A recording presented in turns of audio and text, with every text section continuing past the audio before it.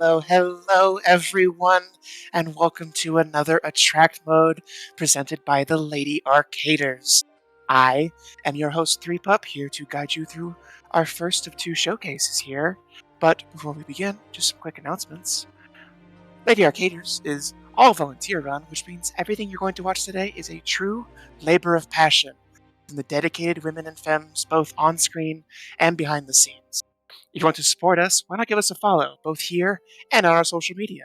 You can find us on Blue Sky, Twitter, or just check out ladyarcaders.com/start. But that's not the only way you can support us. Level up your luck with exclusive Lady Arcaders merch. Whether you're speedrunning or just chilling, we have got you covered with stylish shirts, zip-up hoodies, and dad caps. Want more? Check out the tote bag, leggings, and skater dress. There's even a cute scrunchie to complete your look. I love scrunchies. Perfect for gaming marathons or everyday flair, you can show your support and rock your favorite community in style. Shop now at tantrummerch.com/ladyarcaders or type !merch in chat. Well, folks, we have a great showcase for you here today. We're going to start up with one that I'm really excited for. We're going to be learning more about the world of Super Mario World Fangames. So, BD, let's go!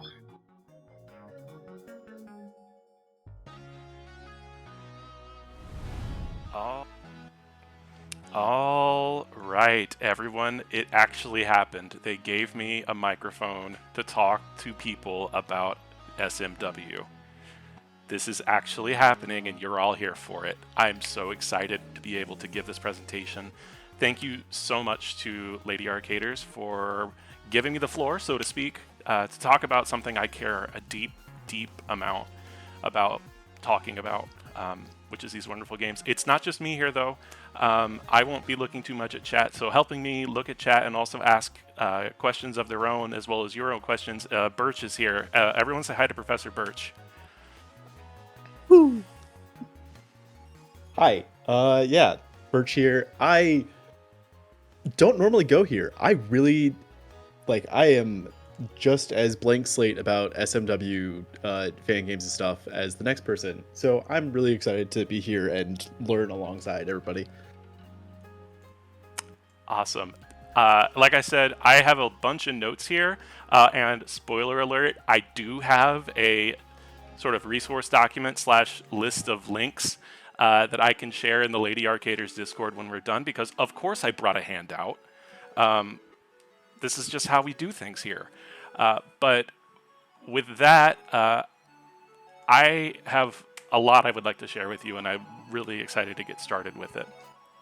So, going to try and talk about the order of operations here. What we're going to spend our time doing as part of this showcase. And really, it's the 4 questions that I get most when I tell people I play SMW fan games, that I play custom SMW, and I like sharing it and talking about it. These are really the 4 questions I get most often. So the 4 I'm going to take time to address here, sort of in this order. First, why would I want to do this at all? Like, what is it about these that feels good? Why are these fun? They look hard. They look unfair. They're scary. I don't know if I'll have a good time playing them. Entirely fair. I'm going to answer that question for myself and hopefully help you understand why I love these games so much and why I think you would love them too if you tried them. Second, what do I need? People feel like they want to play these but can't because they don't have the right equipment or they don't have the right tools to play these fan games. And so I'm going to take through and show you some of the different ways that you can play these, different opportunities and different methods to set these up, as well as how to pick what's most comfortable for you. Third, how do I get started? So I feel like I want to do this. I feel like I have everything I need. Now what? How do I actually go find these things and talk about them and download them and start playing them? Finally, this one probably we get more than any other question. What should I play first? There are, as of last check, over 2,500 fan games just on SMW Central, and truly many, many, many more times that on other sources. So decision paralysis is real, particularly if you aren't entirely sure what it is that you want to get out of it. So I will share my recommendations that I give for people that are just starting out based on the kind of thing that you're interested in. Okay, Birch, we're about 10 minutes in, right? Give or take, ish, like past the hour. Yeah, we're it's 11:10 my Okay, time. you think the you think we're safe? Safe Yeah. for. So okay, This is not a pre-planned bit. I legitimately do not know what BD is asking right now. okay. Okay. So I'm gonna start calling them ROM Okay, hacks. I'm gonna start calling them cool. ROM Yeah, hacks. no, we're yep. Okay. Yeah. Are we okay? I feel like I we're good. We've passed the YouTube buffer. We're no longer in that monetization window where people are listening for the words. I'm going to call them ROM hacks from here on out. Here's why. We call them ROM hacks. That's just the straight up truth of it. It's important to note, and this might be pedantic for some of you, but it is very important. There are no the type of hacking that you do to make SMW ROM hacks isn't bypassing any security features. Like, there is no subversion necessary to create an SMW fan game. You're just literally taking the data as it is presented to you from the cartridge and editing it. There's no subversion, there's no DRM we're skipping past, there's no encryption we have to break. It is truly just taking the data given to us and rearranging it. So we call them ROM hacks in part because historically they have been ROM hacks across not just SMW, but across all of retro gaming. So we call them ROM hacks. When you go to SMW Central, you will see them referred to as ROM hacks. We don't call them ROM hacks in most polite company that isn't our own sort of sandbox for a variety of reasons, mainly because the word hack is scary, and we're scared of people who don't like that word. But just so that everyone's clear, I will be calling these ROM hacks from here on out, and there is no shame nor shade given to anyone who does the same. With that said, why would you want to play these? What is it about these games that makes it so much fun? And I'm going to start by kind of explaining how I got here. If you haven't seen me around or know kind of what I've been doing, I started getting involved in watching speed runs and honestly watching Twitch at all in 2017. And what got me into it was Kaizo Super Mario World. I, like many people, watched the YouTube videos of the mid to late 2000s and 2010s, and I found them very silly and found them very funny and laughed at them and was like, oh, haha, like, why would anyone want to play these? And then I saw Grand Pooh Bear run Dram World 1 at GDQ. And my mind was blown wide open. Because this was a game that I was like, no one has fun playing this. It's a bit to, not only is this person having fun playing it, but they're playing it incredibly well at a high level in front of a very large audience. And so I started looking into finding people that were playing these. And I fell in absolute love. The community around SMW Kaizo and SMW hacking in general is so strong and has been together for so much that it really does feel like a family. And the games that come out of it feel like they come from people who are giving so much passion and so much effort to create experiences for other people. After I started getting involved with just watching and participating in community stuff, I attended my first GDQ, which was AGDQ 2019.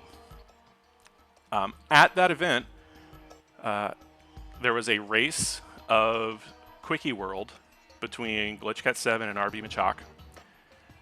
there was a run of Super Gracie World by Wanthak, and unbeknownst to all of us, Valdio, who was the creator of Quickie World, brought with him the first ever full demo of what ended up being Quickie World 2, and was interested in helping find people to test it.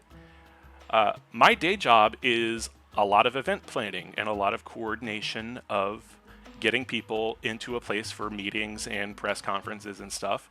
So I volunteered to help, and that's how I fell in love with event planning for speedrunning and the SMW community. From there, I started going into being involved with ROM Hack Races, RHR, which at the time was only about 30 races in and has since reached race 345. I've worked with ROM Hack Races as a staff member since 2019 and as an admin for the past few years now. And also in 2019, I was asked to host on SMW Central a level design contest, which ended up being the way I found out how much I love organizing community contests and level design challenges and festivals and hack jams and all that fun stuff. And that kind of led to me getting more involved with SMW Central, first as PR lead in 2023, and then as of this past year, as an admin for the site. So I clearly am not unbiased, but my entry to all of this was watching people have fun and finding out just how fun these games are for myself. And I know that it's daunting, and I know that it can feel intimidating, but I promise you, it can be the same experience for you. One of my absolute favorite quotes, and kind of summary of the reason why I love this, is this quote right here. I think great video games are like favorite playgrounds, places you become attached to and go back to again and again. Wouldn't it be great to have a whole drawer full of playgrounds right at your fingertips? Why do we love Super Mario World ROM hack so much in this community? First and foremost, it's because we love Super Mario World. We love it as children, some of us. We love it as adults. We come to it either right as it first came out, we come to it later on through different means. Ultimately, the reason why we love this so much and the reason why we're so passionate about making these is because at its core, we want more Super Mario World out there. We want more opportunities to play this game we love so much, to interact with the physics we love so much, to interact with the characters and the worlds and the colors that many of us absolutely fell in love with. Super Mario World is one of the most highly rated, most fondly remembered games of all time. I'm not going to say it's one of the best, but it is one of the most fondly remembered. And I think that is a testament to just how good a game it is, how adaptable it is to be expanded and iterated upon, but also really just the desire we have to replay it over and over again and find new ways to play it and find new ways to engage with that. It really is like taking your favorite book and expanding it into its own literary universe that allows you to continue playing out these characters, to allow you to continue exploring these worlds and these stories. It's an expansion of a thing that we love and a way to keep going back to it over and over and over again. Also, as a fun little side note, this quote here that I referenced earlier, the person who said this quote is pretty experienced when it comes to making custom Mario levels. This is a Shigeru Miyamoto quote. So in a strategy guide for Super Mario World called Mario Mania that came out in 1991, Shigeru Miyamoto asked what one of his favorite things about game design is. And this was part of his answer.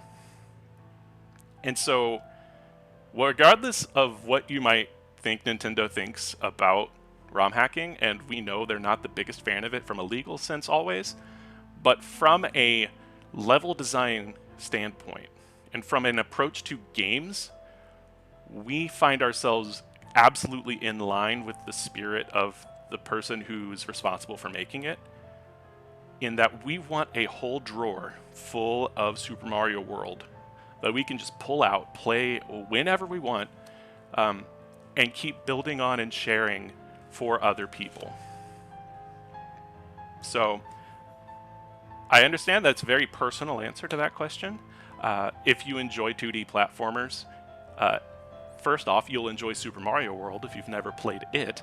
But if you love Super Mario World, I promise you, exploring the world of Super Mario World ROM hacks is a great, great way to take a game that you love and find new and exciting ways to fall in love with it over and over again. So, if I got your attention, and if this is something that you haven't already said, nah, I'm good. Like, appreciate the heartfelt sentiment, appreciate your case. I'm gonna pass. No, listen, all good. But if this is something you are interested in doing, and this is something that you would like to start doing, here's how you need to set this up. Really, you need 3 things. You need some way to play a game, whether it's hardware or emulator. You need Super Mario World. And you need patches of the ROM hacks that you wish to play. That is it.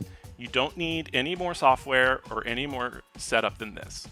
Obviously, if you want to stream your playing of Super Mario World ROM hacks, you would need more equipment than this, but that's a different conversation, because I'm not interested in necessarily going that far into Super Mario World fan game streaming as much as I am Super Mario World just playing.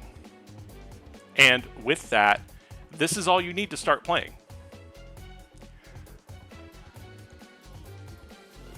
I'm going to start with the hardware because this is a little bit more specific. If you want to play on physical hardware, you have a lot more options now in 2025 than you did when we were first starting. A lot of that is thanks to what you're seeing on screen right here. This is the FX Pack Pro. Many people who play a variety of Super Nintendo games or Super Famicom games are used to seeing this. This used to be called the SD to SNES before Crix decided to rebrand it and make it a little bit more friendly in terms of its name to people who own the SD card trademark. What FX Pack Pro is a flash cart. This is a cartridge that will plug into any Super Nintendo or Super Famicom. It is got the exact same adapter, it's got the exact same technical guts inside of it of a Super Nintendo cartridge, and when you plug it and you turn it on, the Super Nintendo will read it as a cartridge. The key difference with an FX Pack Pro is that it has a little SD card slot in it. And what people do is that they can take that SD card to their computer, load it up with the games that they want to play, and then move that into a flash cart. And that way, with one cartridge, you have access to hundreds of games, potentially. I'm not saying that people don't make custom cartridges for specific ROM hacks, but those are the 0.01% of the way that people play ROM hacks on hardware. 99.9% of the time it is because they have access to something like this. You can get this from Crix. Unfortunately, it is not very attainable. It is a very high cost for entry to play this. At last check, when I checked today, Crix is selling them for, I believe, $229, which again is not cheap. And I don't want to pretend that it is. This is effectively an enthusiast's way of playing anything. So this is not a requirement. I would like to be clear. This is not the only way you can play these. But if you want to play them on hardware, this is the best way to do it. The other way, or I should say an other way, you may have heard of this little gadget. This is the Analog Super NT. Other analog products now play Super Nintendo games like the Analog Pocket, but ultimately they all do it the same way, which is they are, without getting too technically in the weeds, they are a hardware emulator. So inside the Super NT is a chipset that will basically pretend it's a Super Nintendo at a very accurate level. So you can put cartridges in it, and it'll pretend it's a Super Nintendo and play it as if it's a Super Nintendo.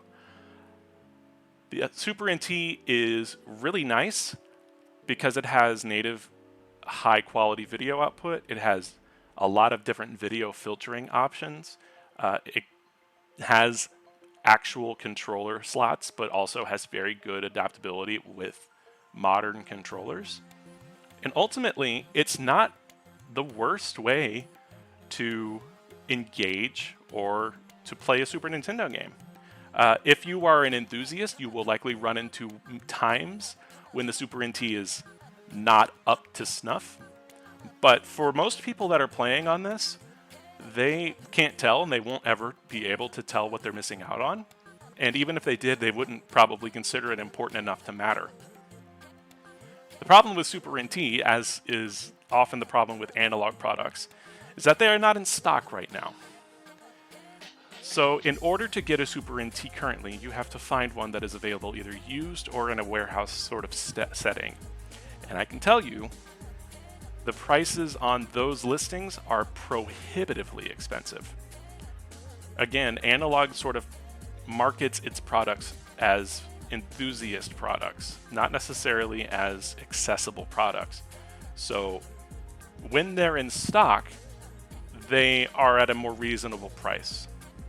But they are very rarely in stock these days because, frankly, analog is focusing on other products right now. So if you have access to a Super NT, great. If you don't have access to a Super NT, I can't recommend you go out and get one right now. I really can't, because it's hard to, and it's expensive too. I would much rather, if this is the direction you want to take, I would much rather you play with this. This is a Mister, and we are now fully in the absolute weeds of hardware and setups for playing retro games in general, but specifically SMW hacks. The Mister is an open source version of what Analog does with the Super NT. The difference is that this one Mister can play a whole bunch of different systems. It can play PlayStation 1, it can play Sega Saturn, it can play Atari, Jaguar, but if you play Jaguar, you might as well play, an actual console. All of the retro consoles that you can think of, all in this one little box. This one little box, at last check, is around $190. Much more accessible than any of the other hardware options that we talked about so far. It is much more technical. It does require you to get in the weeds and set it up properly. The documentation is good for that, though. In that document, I linked that, I'll be sharing later. I have links to where you can both find Misters for purchase, either like kits or the individual parts to compile it, as well as the documentation for how you can set it up to begin playing SMW hacks, or frankly, whatever you want to use it to play. Now, all of this is if you want to play on hardware. If you want to have the feeling of a controller being plugged into a system and then having it projected or routed to a TV. I'm here to tell you that that is not the way the vast majority of people play SMW ROM hacks. And that may come as a challenge to some ideas. If you're really only aware of SMW hacking from the people who play it at the highest levels, they are the ones that have the most need or the most personal desire to play on hardware for reasons that, quite frankly, you won't care about getting started. You just won't. You won't know what it is that you're missing out on. So my recommendation to everyone who wants to get started playing is to play on emulator. This is my emulator of choice for Super Nintendo. It is BeastNES. BeastNES was created by a person who's gone way too soon, Near. Near is one of the most technically brilliant people we've ever had grace the community, and Near was a contributor to the SMW hacking community, in addition to all of the other places that Near brought incredible technology to.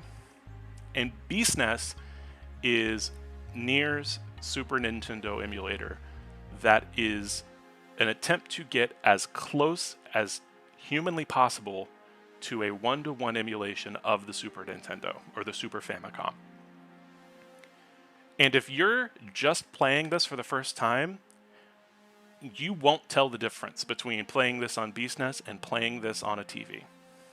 I promise you. This is the way most people play. This is the way most people engage with SMW. This is the way most people understand and learn how to play.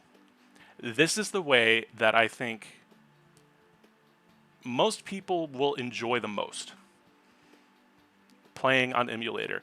The other nice thing about playing on emulator is that emulators are very platform agnostic. BeastNES is open source. BeastNES is available across operating system.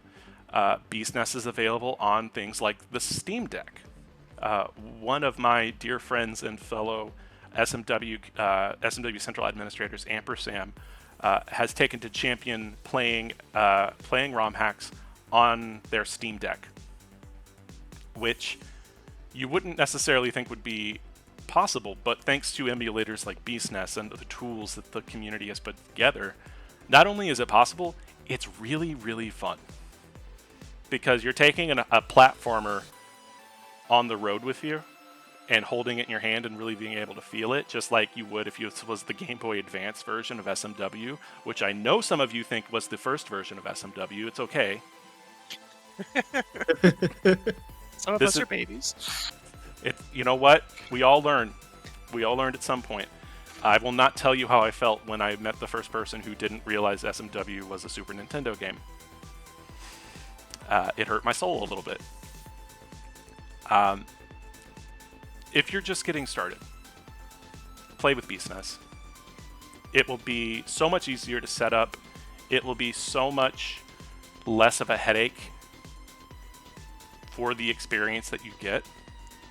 And ultimately, the barrier to get started playing these games is very low. So that is what I would recommend to anyone. If you want to play on hardware, those are the ways that you can do that. But if you're just getting started and you just saw a fun ROM hack and you want to give it a shot, don't worry about needing things like fancy, hardware splitters and specific types of RetroTink or anything like that. All you need is an emulator and a way to control the game, and you are set.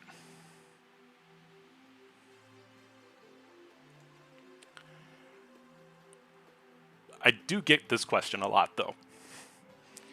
What's the best controller? And ultimately, the answer to this question is, what are you most comfortable playing on? Are you most comfortable playing with an original Super Famicom controller? My hat's off to you, quite frankly, because My hands cannot handle that dog bone. My hands are just frankly too big. I hold the buttons down too hard, and quite frankly, it hurts. Plus, Super Famicom controllers, being the tools of age that they are now, require cleaning, require pads to be replaced, require repair, which is a community skill to be sure, but it is one that you might not have access to when you're just starting out. Especially if you go to your local game store and find an old Super Nintendo controller and are like, that's the one I'll play with. And then you get it home and you realize it barely functions because it is so dirty and the pads have never been replaced. Some of the best players in the history of Super Mario World are keyboard players. They play on arrow keys and ASDF. Absolute legends. And they can do things that would make you think that the game is breaking in half under their control. People you see on stage at GDQ, Revelug, Shoujo, Barb now plays with a modern controller. Pretty much, I'd say we've reached a point now where the majority of people who are playing ROM hacks on if you want to call playing on a marathon a high level, are playing on modern controllers. They're playing on dual senses. They're playing on Switch Pro controllers. I personally play with an 8-bit DOE wireless Ultimate 2. Before I got this controller, I played on a PS4 controller. And the reason why I started playing ROM hacks with these controllers is because, quite frankly, I was playing other games with the same controller and I just wanted to keep going on with it. So ultimately, what matters is, what are you most comfortable playing with? That's the best controller. You do not let anyone tell you that you need a specific type of controller to play SMW ROM hacking. And if that sounds like a ridiculous thing to say, I promise you I have to say it for a reason. That is something that has been used to gatekeep or give the impression of gatekeeping in the past, and I'm here to try and tear it down as much as I can. So sorry, yeah, go ahead.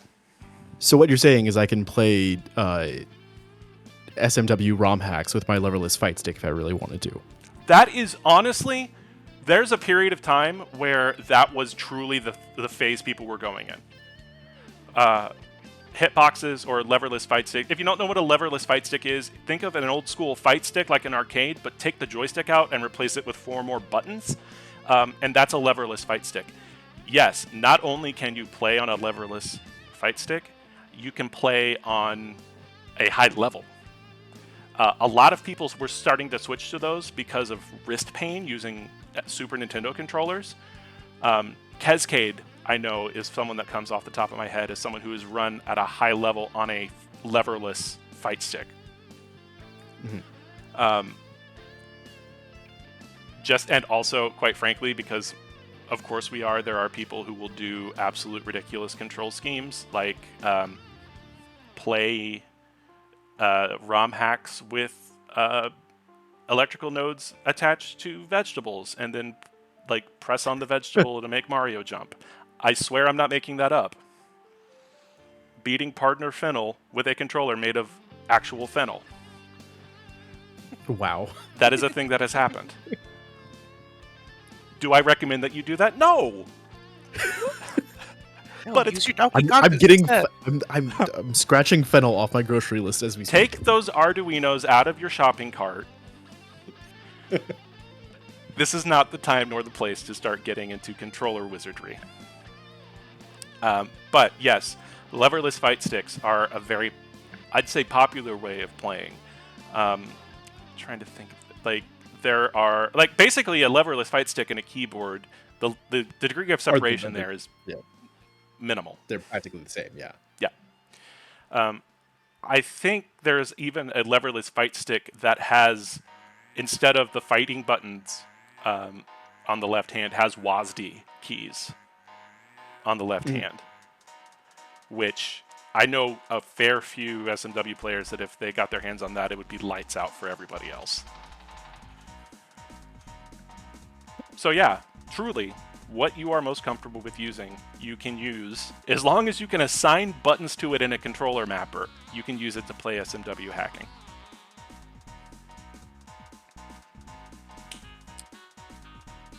Awesome. So, we've talked about the setup. Now it's time to talk about how you actually get your SMW. So, honestly, this might be the most complicated thing for people to figure out. And the reason it is because it's hard. It's very hard to take your cartridge of SMW and get it from cartridge to computer. Luckily, there are a few different ways we can do this. Some more accessible than others, some more expensive than others, but all of them get the job done. They will allow you to take your cartridge of Super Mario World and take it from cartridge to computer.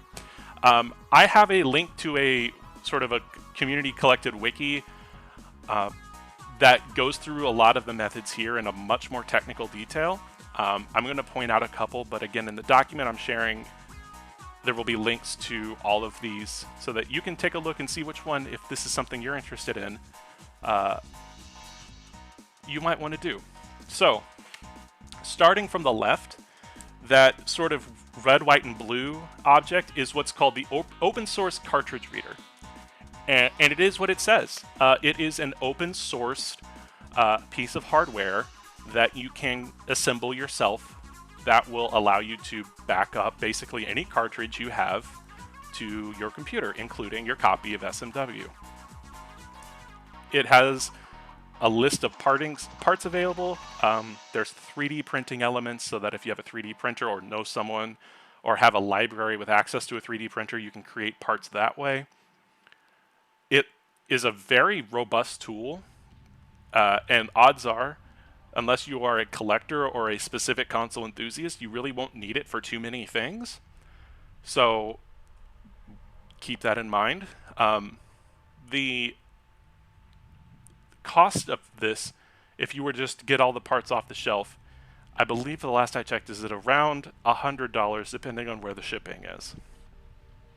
But again, this is an open source thing that needs parts. That you might have access to, or 3D printing components that you might be able to get for cheaper.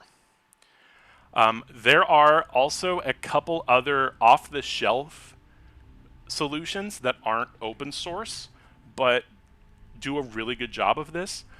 What I have on the screen here is the Retro Blaster Mini, and that it truly is a product you can order that will allow you to plug something into a cartridge, plug the thing into your computer, and go from there. It really is that easy. I don't remember the price off the top of my head. I believe it is around $75 to get.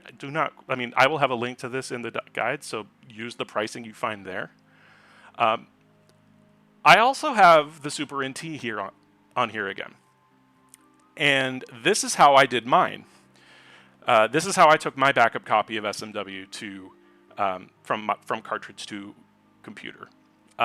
There is a very popular jailbreak of the analog OS, specifically for Super NT, that opens up a lot of different opportunities for things that aren't necessarily baked in. The biggest one, though, is this jailbreak allows you to copy your ROM from a cartridge onto the SD card that's plugged into the system, and then take that SD card and pop it into a computer.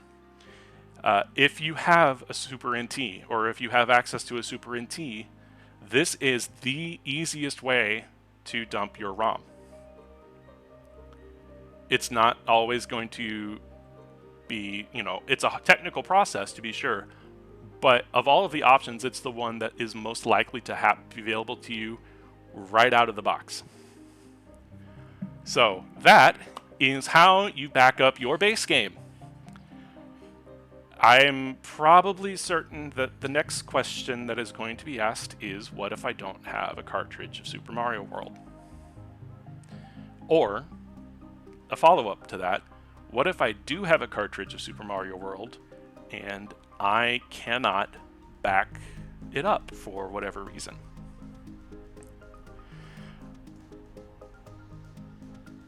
We really can't talk about this topic without bringing this aspect of it up. I play off of my copy of SMW that I purchased at my local game store and then dumped off of the cartridge through my Super NT onto my computer. Is that always how I played SMW? No.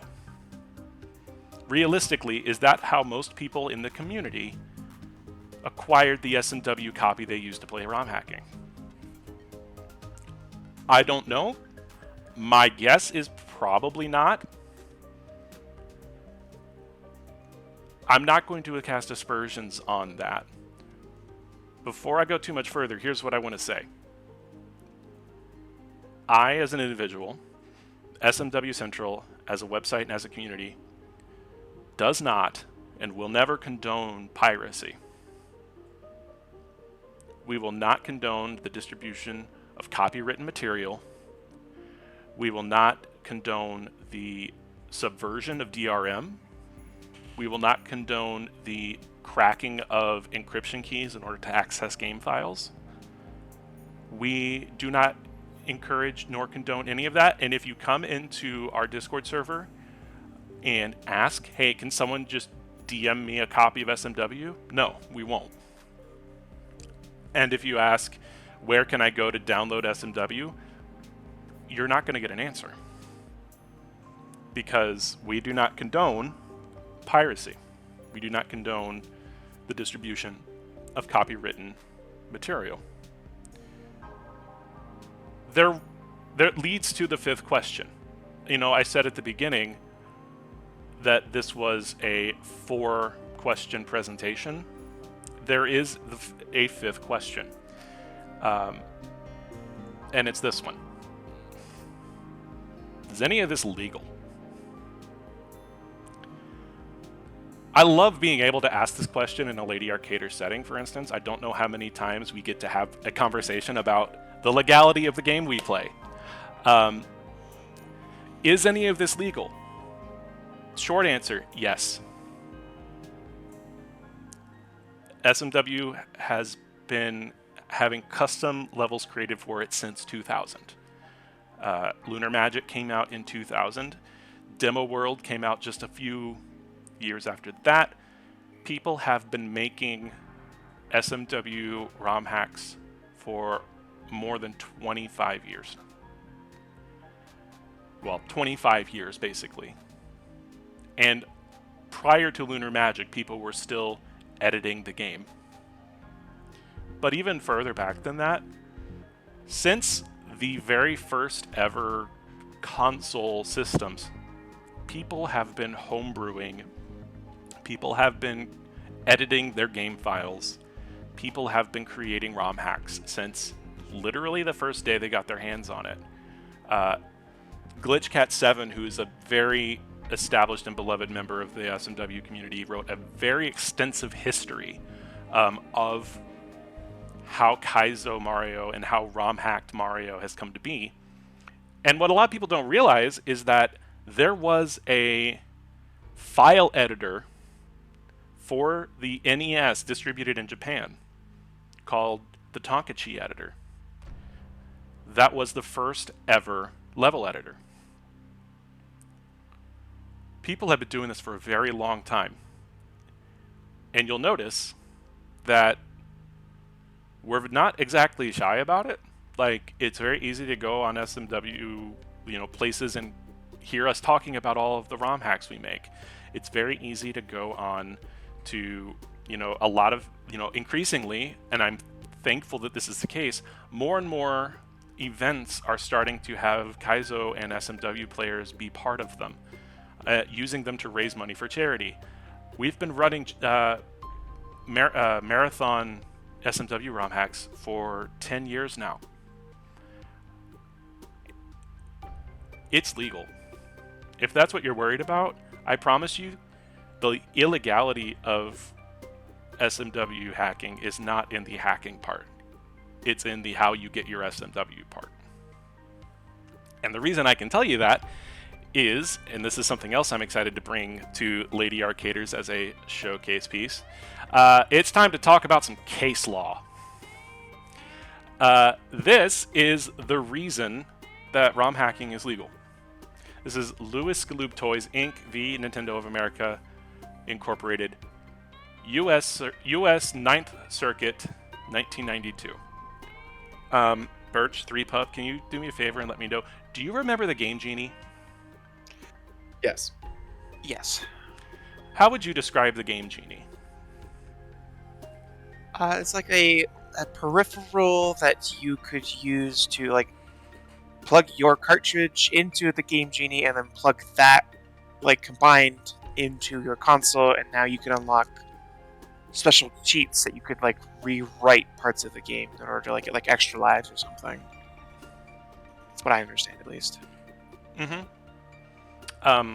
If you're not quite of the Game Genie generation, you may be of the Game Shark generation, or the Action Replay generation for our friends in Europe and Great Britain. Effectively, it's a code editor.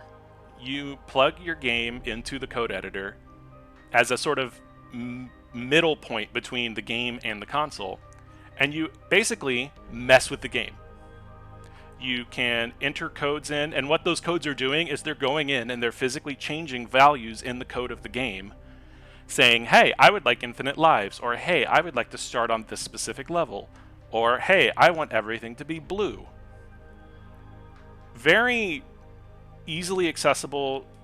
Back in the day, there were books flying around with all sorts of Game Genie codes you could enter for your favorite games in order to unlock special things. Permanent star power, ultimate, unlimited lives, all of that. Would you believe that Nintendo did not like this? I know, it's shocking. Yeah, I'd say that's believable. It's believable. Yeah, Nintendo famously fans of people that do things to their games.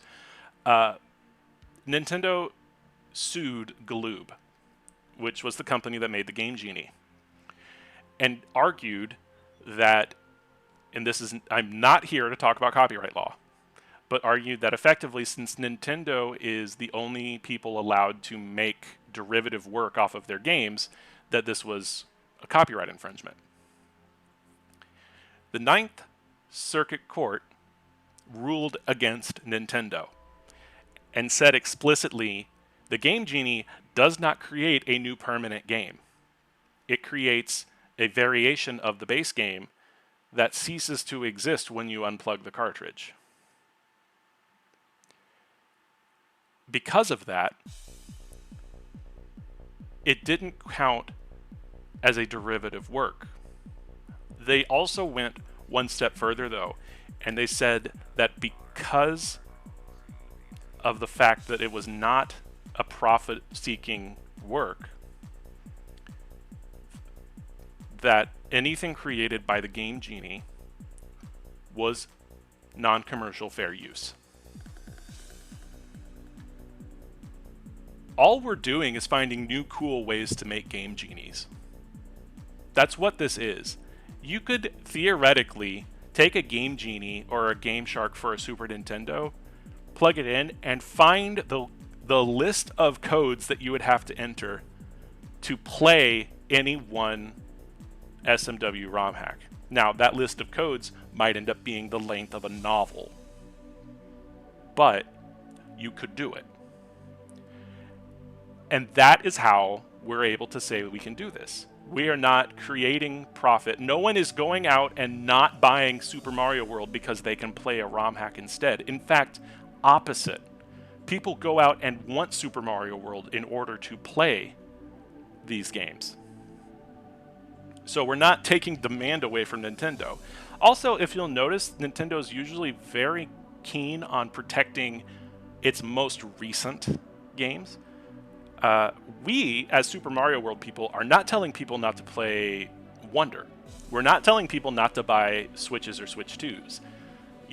we love Mario games. That's why we do what we do. We're not trying to take demand away from Nintendo. So, if you're wondering, is it legal to do any of this? Yes, it is. Does that mean Nintendo can't swing in and decide they want to try and make it illegal? Yeah, that's realistic, and it's Nintendo, so we always kind of operate with that in the back burner. But the law's on our side. And we do not condone piracy, but we will defend to the death our right to remix. And we are here to tell you that SMW remixes are fun, legal, and worth your time. So, this is how I would summarize the question when it comes to how do I get Super Mario World. If you go to your local game store, Super Mario World was a base pack-in game with the Super Nintendo, meaning a lot of people had it. And unfortunately, as the generations of people who had Super Nintendos starts to leave us, and they leave their systems behind, more and more of those copies of Super Mario World are going to re-enter the market, so to speak. I checked my local game store before I did this presentation, and they had 2 copies of Super Mario World in hand. Odds are, if there's a Super Nintendo game at your local game store that they would sell, it's a very good chance it's Super Mario World. That said, I cannot tell you how to get your own copy of SMW. I can make suggestions, and I can tell you I do not condone piracy, but I'm not here to... I can't babysit y'all. So here's what I'll say to the matter. Never, ever, ever pay for a ROM hack or a patch file. Don't. For one, that's one of the ways that we can keep this thing legal, is that we don't make money on it. So you can give money to a streamer, you can give Patreon money to a creator, but you cannot and should never exchange money directly for a ROM hack or a patch file for a ROM hack as a product. That makes it a profit-seeking endeavor, and that raises all sorts of alarms. Plus, odds are if someone's trying to sell you a ROM hack, they're trying to rip you off. So just in general, never, ever, ever pay for a ROM hack and never pay for a patch file. If it seems shady, it's shady and probably illegal. I don't know how far past, or if we are even past the age of trolling the torrent trackers to find all sorts of various retro gaming packs of various sizes and consoles. I did not get my copy of SMW when I first started playing that way, but I know many who did. And I would just tell you, if it seems shady, it's probably shady. If it seems like you're subverting something, then you're probably subverted something. If you have to click through 3 pages of ads in a language that is not your native language in order to download something, I would probably stop. I'm just saying. If it seems shady, it's shady. And it's illegal. And as much as exposing yourself to whatever comes with that, the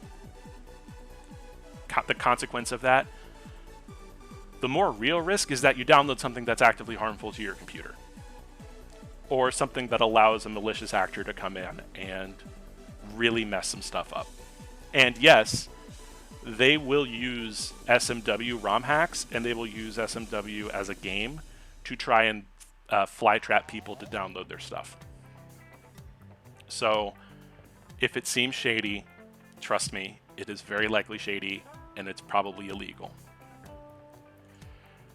The last thing I'd say is be an adult about it. This is not DARE, for those of you that had DARE in elementary school.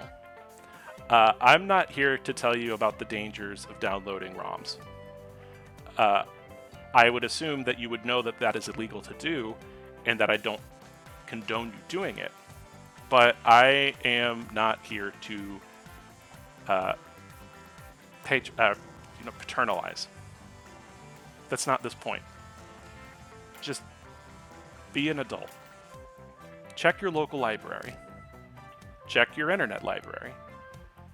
Do the things you would want to do if you were trying to find a book to read or a movie to watch. Most people, I would hope, would find it through ways which don't break laws or which properly credit and reward the people who make them. Not everyone does that, and that's fine. That ain't my job. But just be an adult about it. And just know that if you come into the community and you ask, hey, can someone shoot me a copy of SMW? The answer you're going to get is, get it yourself. Now, how you do that, no one's going to ask questions. I'm certainly not going to ask questions.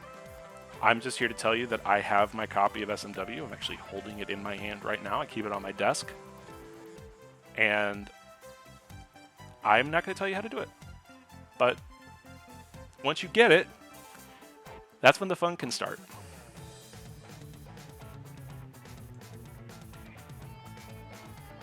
Because now we can talk about the actual ROM hacks themselves. And really, if you're wondering where to get ROM hacks to play, there's one easy answer.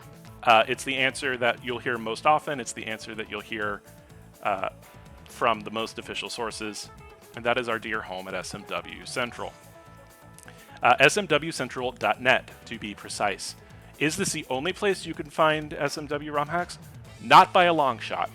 There are many, many other places that are reputable, that vet their files, that have repositories of things you can play. SMW Central's is moderated, so you know that everything in its database is on the up and up from a safety perspective for your computer and from a vetting perspective for meeting a minimum set of standards. It's the biggest community. We have a very robust and very active Discord. And historically, we have one of the most active forums going back 15 years of participation almost. And there are, as of this last check, over 2,500 ROM hacks to choose from on SMW Central. So are there other places you can get ROM hacks? Yeah, of course. Is this the best place to get them? I'm biased. I'm going to say yes. Ultimately, it's a matter of, let's say, perception. I'm going to tell you to go to SMW Central, though. There's one other piece of software you'll need that I haven't talked about yet, and that is a software called Floating IPS. I will link to this in the show notes, basically, but this is a software that actually lets you take a patch and apply it to a game. And it looks something like this. So here I am. I'm going to Lady Arcader's website, and I'm like, I want to play a ROM hack. So I'm going to SuperMarioWorldCentral.net. I'm going to go to the hacks section over here on the left, and I want to play Masterpiece because I love that game. So I'm going to go here, and I know what I'm looking for, so I can just type Masterpiece here in the name file. And look, there it is. So I know what I want. I click on the link, and I can scroll down here to this download button and click download. It will download as a zip. That's fine. That's what you're supposed to do. Save the zip however you want, and then go into the zip, and you'll see this patch file. If you run the patch file, you'll run Floating IPS, and you can just select your base copy of SMW, select how you want to save it, and there you go. Congratulations, you have officially patched a ROM. You can now go in to wherever you saved it and fire it up.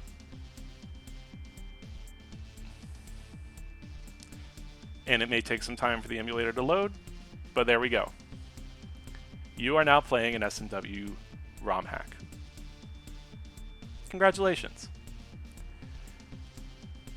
That process is how the majority of people play SMW. It's multi-step, but really the point is once you have your setup in place, you go to SMW Central, you find the hack that you want, you download it, you unpack it. Let's see if I can't get it to run again just to get the whole process at least started. So this is assuming you know what you're looking for. There are filters on the site that if you just want to browse, you can browse however you see fit. But you have to download it, unzip it, patch it, play it, in that order. How you organize it, how you keep track of where things are, is entirely up to you. What happens if you're playing on hardware, that patched ROM file, that is the file that you load onto however you're moving it over to your SD card or loading it onto your NT to play it on hardware. And that is how we patch basically any ROM hack, not just SMW, but SMW for the purposes of this talk. I say that with a rather somewhat recent development. If that is too complicated, or if you don't want to have to deal with all of those raw files flying around, which, trust me, I do not blame you at all, or if you want to try and find a way to automate the process, this tool from Zuka, it's just called ROM Hack Manager, is basically an automated process and an automated library system to do all of the steps I just described for you in one box. So basically it's like a one-pan meal for finding, downloading, patching, and playing ROM hacks. This is how I maintain my library. This is how I get hacks from SMW Central, as I use this tool. It is open source. It is available to download. I believe it is Windows only, unfortunately, at least for now. But it works like this. So you open it up, and it has an SMW search feature built in. So again, if I want to play Masterpiece, I can just go search Masterpiece here in the search bar, find it, it automatically populates it. I click download. It falls into my library. I can just go down here, and there's a little play button. I click the play button, and we're back to where we were. That error is not important. It just is a kind of a notice from BeastNest that the ROM is different than what it thought it would be, which, I mean, is fine. So the link to this software is in the show notes again, but it's what I do. It's how I do it. While I take a bit of a drink, Birch, did you have any questions? Or I want to make sure chat has time, if they have questions, to get those questions in about setup and tools and stuff before we move on.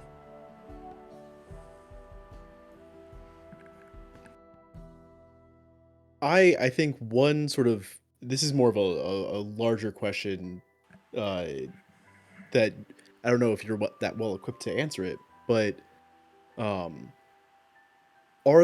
so we've talked about a lot about sort of getting into playing these ROM hacks and such, but what types of resources are there in case someone wants to, say, make one of these ROM hacks? That's a great question. Luckily, we have been making these as long as we've been playing them.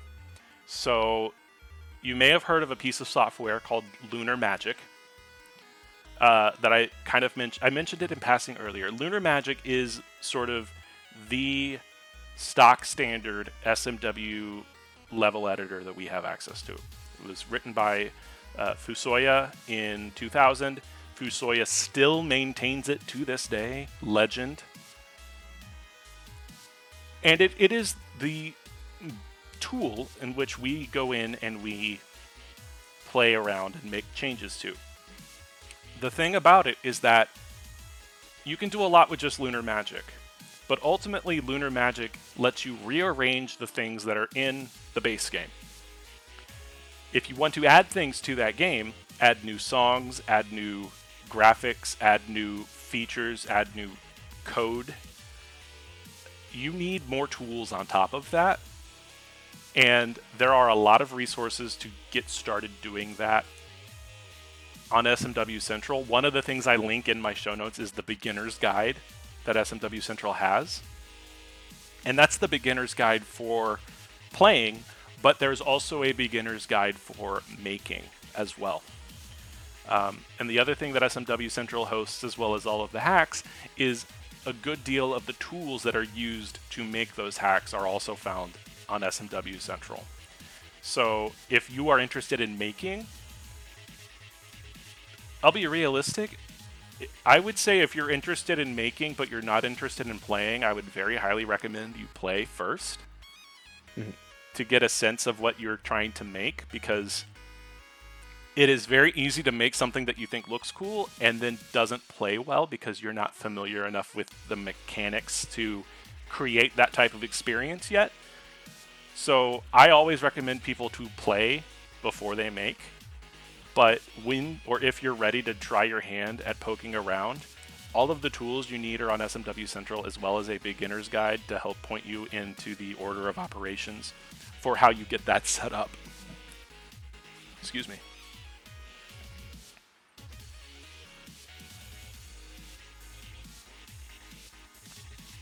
All right. So, remainder of our time here, I have this last question. And I said earlier, this is the question that we get asked most often. Because a lot of times when people come to us, at least they come to us in the SMW Central Discord or the ROM Hack Races Discord or in a Twitch chat of someone playing an SMW ROM hack, they're probably already interested in playing, but they just don't know what to play. And it's very tempting to just go find the thing that your favorite streamer is playing, but that's a really bad way to pick something to play because you don't quite know exactly what you're getting into. So there are so many different options for ROM hacks to choose from that we try our best to give people the chance to find how to get involved with them. Here's sort of how I would approach it. And the thing I would approach is what is it you want? Do you want to play SMW or do you want to play Kaizo? Because we're going to talk about Kaizo later. But of the 2,500 hacks that are currently on SMW Central, and I'm going to check this right now just so that I get you the correct number. But like I said, there are currently 2,524 hacks that are moderated and available for download on SMW Central.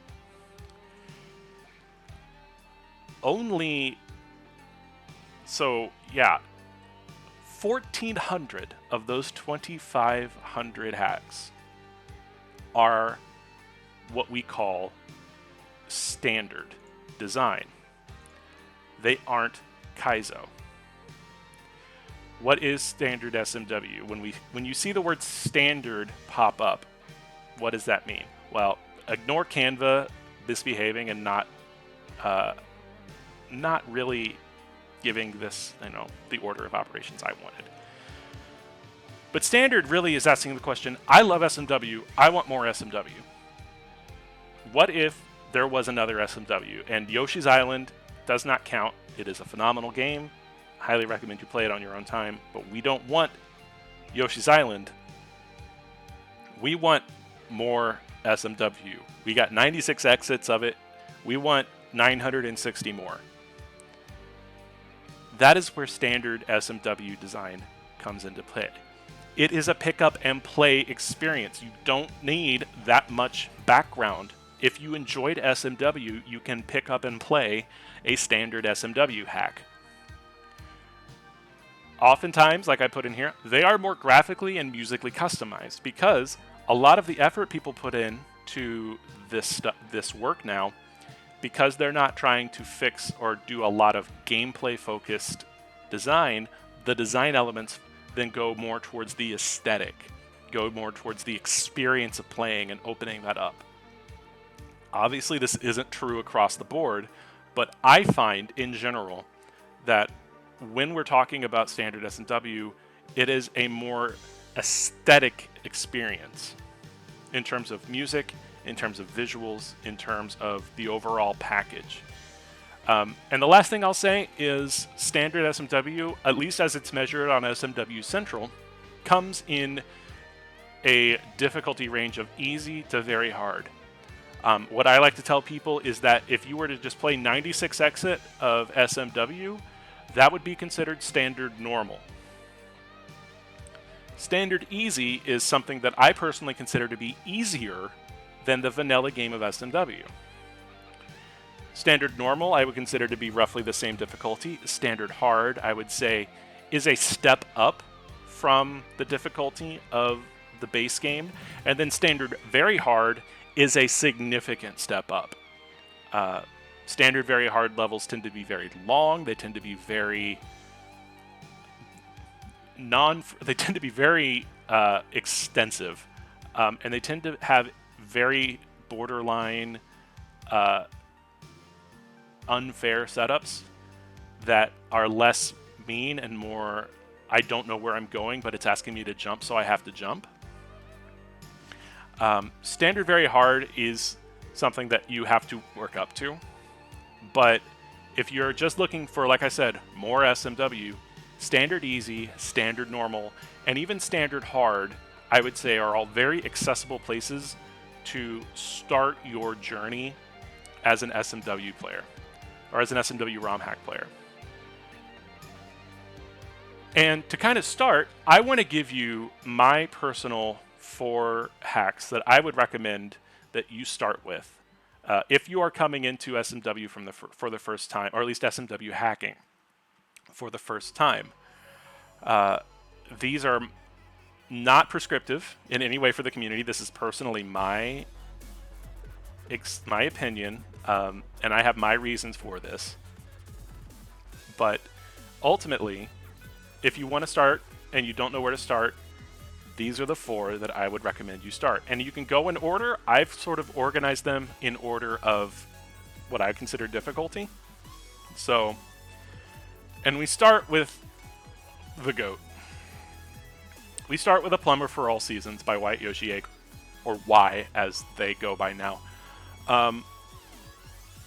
Y'all, this might be the most beautiful Super Nintendo game I've ever seen, regardless of who is developing it. And yes, I recognize that there are a lot of people that have a lot of opinions about what is a beautiful Super Nintendo game. When I tell you that A Plumber for All Seasons does things I did not think the Super Nintendo could do, I am not exaggerating. Y spent 10 years working on this, built entirely custom graphics, built entirely custom soundtracks, without changing the gameplay at all, and creating a very accessible gameplay experience with one of the most beautiful wrappings I've ever seen. If you didn't know, A Plumber for All Seasons is going to be the first ever standard hack featured on the GDQ main stage. The Beast 721 is running it at SGDQ in a few weeks. And I'm so excited for that because more people need to see this game, more people need to play this game, and I think this might be, in my opinion, not only one of the best to have ever been made, but the best to start with if you've never played them before. So I'll have a link for all of these in the show notes, but if you have to play one and you've never played one before, the one I would tell you to play is A Plumber for All Seasons.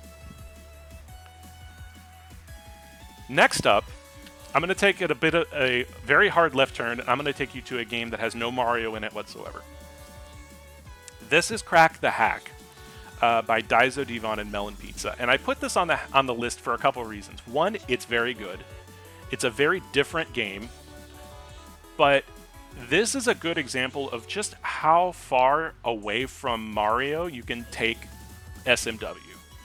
Crack the Hack has an entirely unique cast. It has cutscenes, it has dialogue, it has a story that leads you from start to end, on top of really unique gameplay. I'm not going to spoil any of the story for you.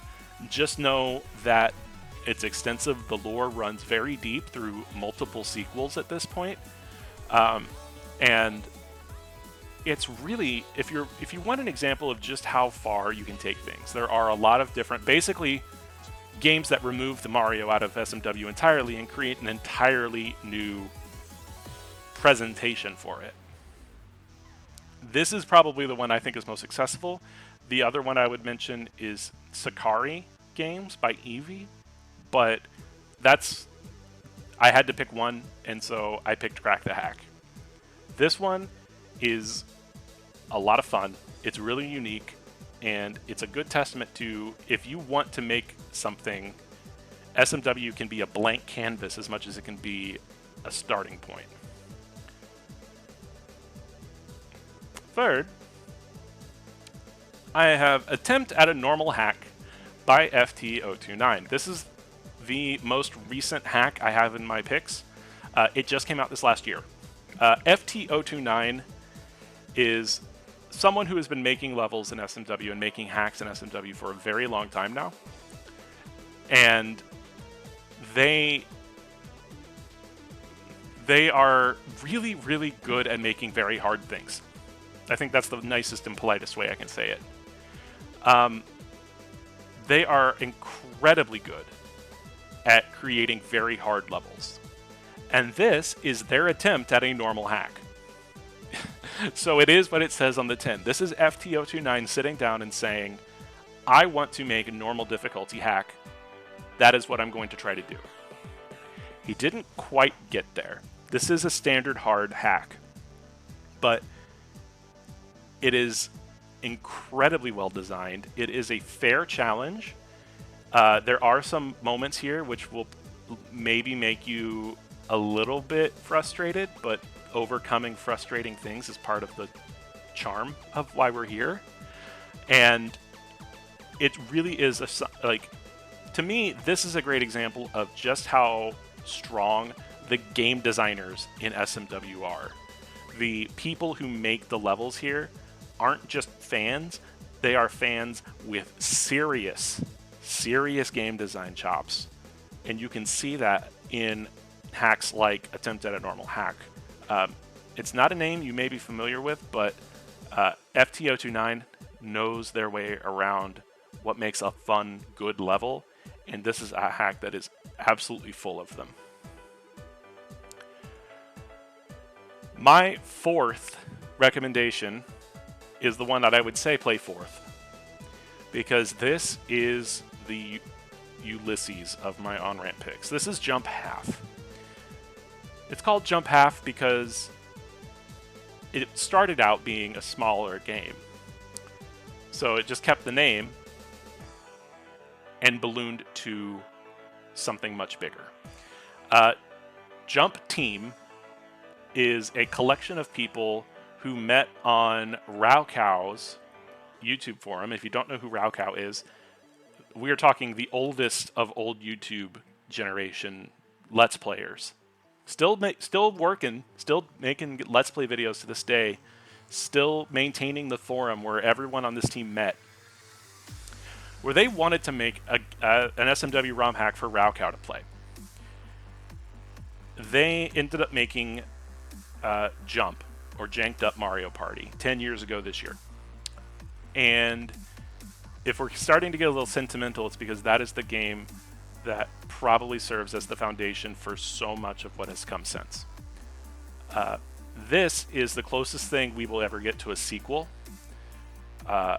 It was led by many of the members that were on the original Jump team. When you see a Jump team hack and the names next to it, those are the people that organized the project and sort of spearheaded the collaboration. But Jump Team is comprised of dozens of people, all working together, all collaborating to create something as a team. And their efforts really do feel like a team effort. They feel like a mass-produced game. They feel like something you would expect to pay indie game level money for. But because this is a fan game, these are done for the love of the game. These are still free to play, even if they take that many man hours to make. So those are my 4 on-ramp packs. A Plumber for All Season to really immerse yourself in the beauty of what it is we're playing. Crack the Hack to show you just how far away from the core material we can get. Attempt at a normal hack to kind of get a sense of just how strong the level design is amongst the members of our community. And then finally, Jump Half, the magnum opus for many people in the community in terms of this type of game design. Those are my 4 choices for on-ramp, for standard hacks. You probably don't know SMW ROM hacking for its standard hacks, though. You probably understand it for Kaizo. You probably also don't know what Kaizo means, right? Like, Japanese word for rearranged, yes. We get that. But like when we call something a Kaizo game, what are we actually saying? And this is something that we've all been arguing about for a very long time. So much so that there are now at least 4 distinct definitions that I found in just a very short amount of time saying what Kaizo is. And I'm not going to make you read all these because a lot of them use very big words. That, I mean, it's Sunday afternoon for many of us here. Like, we don't want to use our brains. We don't want to think and use multi-syllable words. Like, if you want to know, like, really, real talk, like, one of the more, concise definitions of Kaizo, this is it. It's just a poopy game for normal people to play. It's safer to just watch the videos.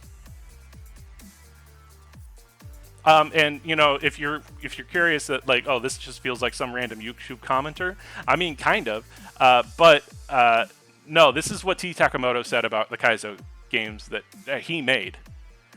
No, this is straight from his bio. No, like I proved it. They're there. Like you can go to Takamoto's Nico Nico video page right now and see this exact thing, saying it's just a poopy game for normal people to play. It's safer to just watch the videos.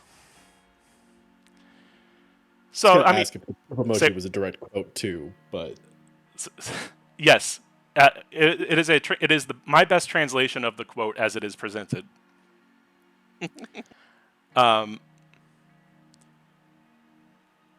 Kaizo is divisive. But recently, and I want to say thank you to Quacksilver and Carrarium especially for both being on top of this, Dan Olson of Folding Ideas gave a talk about silk posting at PAX East this past year. If you don't know what silk posting is basically community-specific troll posting originating around Silksong and whether or not Silksong is actually happening, but basically serving as a good-natured crap posting about the community you're in.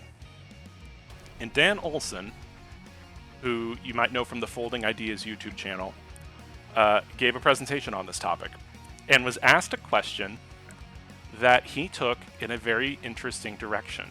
And I want to just let him share it with you. Is Kaizo a form of silk posting?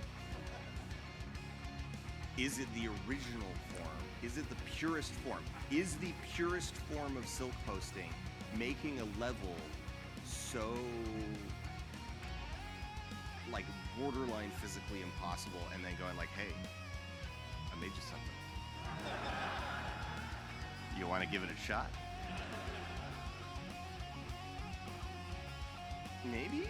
I mean, that's an interesting train of thought to carry because they are ultimately like expressions of like that trollish, that positive trollish spirit of like, you know, this like of a prank. They're both forms of pranks, and so I would agree. I think I've talked myself into it. Yeah. So, in a sense, Kaizo is a joke.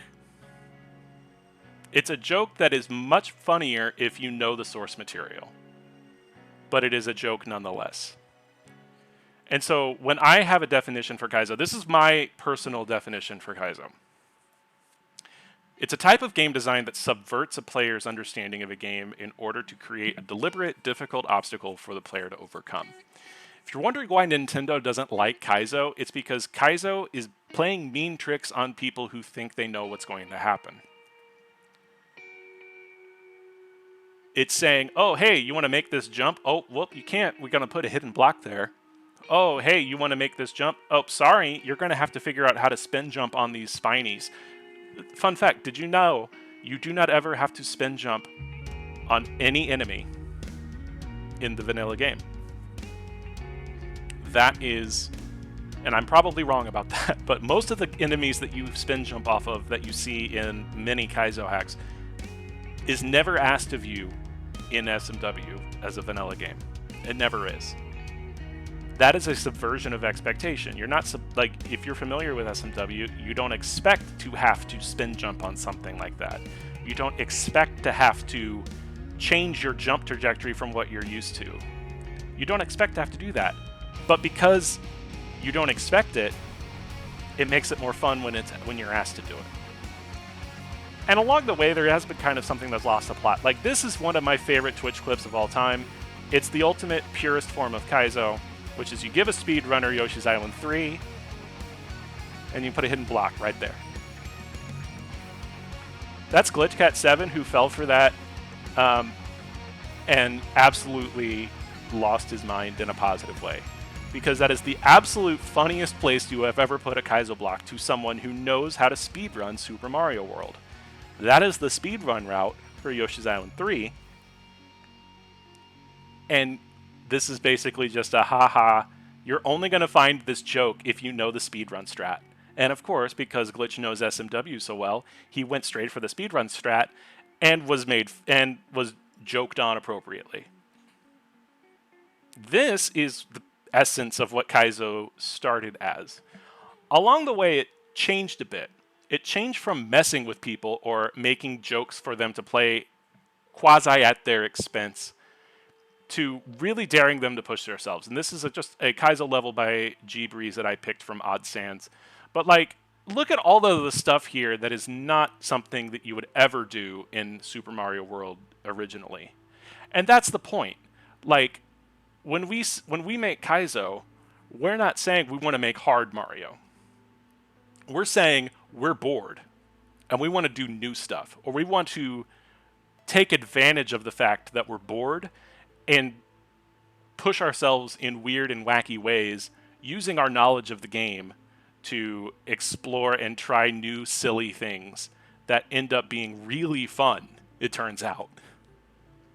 So if you want to play Kaizo, it helps to know how to play SMW. It helps a lot. You'll find the games more fun because you get the jokes, but also the game expects you to know. So what's the difference between Kaizo and standard? Kaizo is, hey, play this fun SMW I made for you, small face. It is truly a silk post of the game that we all grew up playing. Kaizo assumes you know SMW very well. Even if you've played it before, it assumes you know the game very well. And it assumes you know how to do things like run and jump specifically. Because it expects you to do that so it can mess with your knowledge of that and mess with your understanding of how those things work. This is not universally true, but I tend to find that, well, standard SMW finds a lot of joy and finds a lot of expression in the aesthetic of it. Kaizo SMW makes gameplay an aesthetic of itself.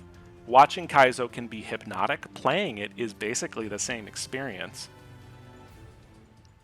But I can assure you that there are people out here making hacks like Just Jetsu, like Jordan, that are absolute beautiful artists and wonderful musicians that are creating these gorgeous, gorgeous games with gameplay that also contributes to the package. And as far as difficulty range, rather than starting at easy, Kaizo starts at beginner. Beginner does not imply easy, but it also doesn't imply harder than standard. There are standard hacks that are on a pure difficulty level harder than Kaizo. Because you can subvert someone's expectation and still make it easy on them, rather than give them what they have to do at face value and just make it impossibly hard. It ranges from beginner to intermediate to expert to tool assisted to pit. Basically, if you're not interested in playing with TASes, you can stop at expert. Tool assisted and pit is for people to play with TASes. So, if you want to play Kaizo, here are the 4 hacks that I recommend that you pick up on. If you've never played standard SMW before, I would encourage you to go do so. That said, you don't need to appreciate these games. And the first one isn't even a Kaizo hack at all. If you're coming at this brand new, the first game that I would recommend you play is a game called Of Jumps and Platforms by Daralak. Daralak does not subvert your expectation at all. He tells you exactly what it is that's on the tin. It is jumps and platforms. That's it. The reason why I recommend this is because it is the best introduction that I've ever played to what type of platforming you are going to do in a Kaizo game. This is very hard, but very fair and very simple platforming. And if you are able to get through this and enjoy it, odds are what comes next is going to be a lot more fun for you. So Daralak made a really accessible, really simple, but very revealing hack to play of jumps and platforms. It's a standard hard. I think standard hard, standard. I think it's just standard hard. It might be standard very hard. But regardless, it's not Kaizo. But it might be the best introduction to what Kaizo feels like that we have. The next game that I would recommend is Oops All Fortresses by Mars, or Mars Ampere. Oops All Fortresses is short. It is very short. It was actually presented as a single level, as a ROM hack race, but it is a series of one-screen challenges that are very, very attainable, accessible, and clear. Oops All Fortresses was intended to be an easier experience and really succeeds in that. It's also a lot of fun. Mars is one of the most preeminent precision makers of Kaizo SMW, but is also able to dial that way back to a much more accessible level. So as far as like, if you have to pick your first ever like Kaizo labeled hack, I would say start with Oops All Fortresses because it's really easy, it's really fun, and it's short, which means you can get through it and get credits on it fast and call it a win. And I promise you, the most fun thing when it comes to playing Kaizo is winning something. After this, we have Love Yourself, which is the standard. A lot of people are pointing at this for good reason. It is an incredibly beautiful, incredibly well-made beginner hack by Chan Dontor, a dear friend who made an incredible gift to his children in the form of a Kaizo hack that I think is the go-to beginner hack now for most people, and it's certainly the one I recommend. And then finally, I'm going to pick one that's a little bit off the shelf for most people. I'm going to tell you to play Chicanery Beginner Edition by Bufflin. Bufflin actually came to SMW from Maker and started playing around and made a hack called Chicanery, and then took that and made a more beginner-friendly version of that hack, which really isn't done much in the community. So I would recommend Chicanery Beginner Edition, especially if you're coming at this from Maker and are familiar with sort of Maker tendencies and Maker style design. Which, if you don't know what it is, don't worry. So after you're done with this, what should you play next? A couple years ago, SMW Central started a Hall of Fame to help answer this question. We go through and yearly pick a class. You may have heard of something like the Keiko Awards from Doom World. This is very similar to that. You can go here and you can see a bunch of hacks that are recommended by members of the community, But ultimately, here's the thing. Play what's fun. If it's not fun, you don't need to play it. If you're not having fun playing Kaizo, please stop playing Kaizo. That's no fun for anyone. No hack is so good that you must finish it even if you're not having fun. And I can promise you, forcing yourself to have fun isn't very fun. And I say this at the end of every presentation, every time I get a chance to talk about Kaizo. ROM hacking is art. Art is for everyone, and that includes you. It is Happy Pride Month, y'all, but please know that ROM hacking is incredibly queer. It just really has always been and always will be. And we make space for people in our community if they don't feel like they have space elsewhere. So if that is you and that's something you want to engage in, please seek us out. Thank you so much. You can find all of us at smwcentral.net. You can find the work that I do mainly on ROM hack races on Twitch and YouTube, as well as the Kaizo level design contest that I mentioned on earlier, the level design contest I hosted. I know for as far as an estimate perspective, we're coming up on it, but I do want to take some time. If anyone has any questions, or if there have been chat questions that I've missed because I've been staring at my notes, I do want to make sure we have time to talk about those.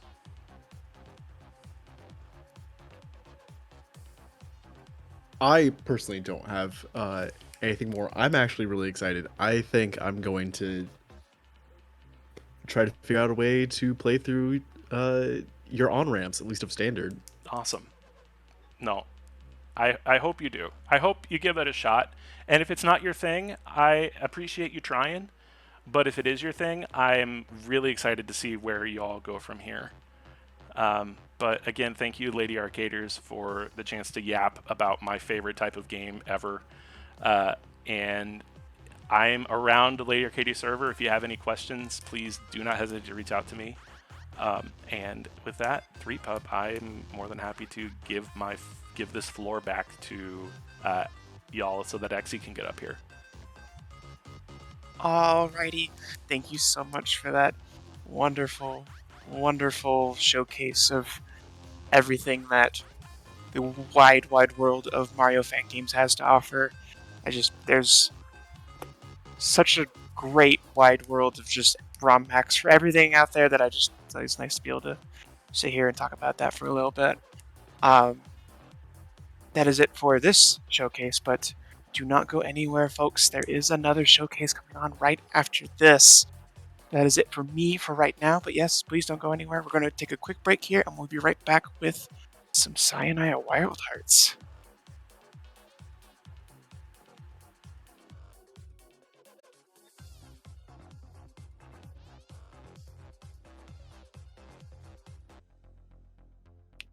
And I'm back just for a little bit longer. I've been Sapphire and Pink. Thank you so much all for sticking around for this wonderful slideshow and the slideshow Sunday we've been having.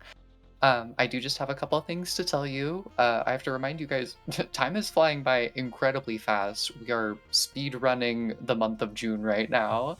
As all these speedrunners who are performing on attract mode and a ton of Lady Arcaders, we're also about to hit our second in-person event. Out of Bounds 2 Ronto is happening next weekend on Sunday, June 15th and Monday, June 16th.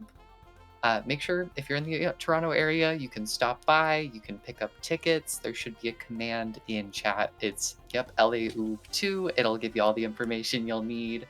You can also join our Discord and get more information. And make sure y'all are following us on Twitch, as all of it will be streamed. And we're going to be posting about it on Blue Sky. I'll be in chat at the very least, so I'd love to see you there. Yeah, just make sure to check out that schedule and grab your tickets. And next time on Attract Mode, I will just let you know, we just finished our presentations on highlighting a game's narrative, and the lovely presentation that BD had earlier on Super Mario World ROM hacking. This coming Thursday, actually, Sweet Peeps is going to be taking us on a journey through 2 speedruns of the Stanley Parable Ultra Deluxe, wandering through the empty halls of any percent glitchless and the meaningless emissions of 12 endings. What is the nature of the game? What is your nature? What are you? Maybe we'll answer these questions, or maybe we'll just have a time. Come and check us out on the Lady Arcaders Twitch stream. on Thursday, June 12th at 9 p.m. Eastern. I will also be there for that one. I just want to thank everyone again. Thank you all for having me this lovely afternoon. I hope the rest of everyone's day is full of joy and light and anything you could want. And I also hope you're all ready to raid into Preventathon, who's going to be our raid target for the end of this showcase. They're supporting Little Warriors, and I believe right now they are, yes, they're running Sonic the Hedgehog, the classic Sonic trilogy. So they're supporting Little Warriors. Let's all go check them out. And just remember, warning, incoming game.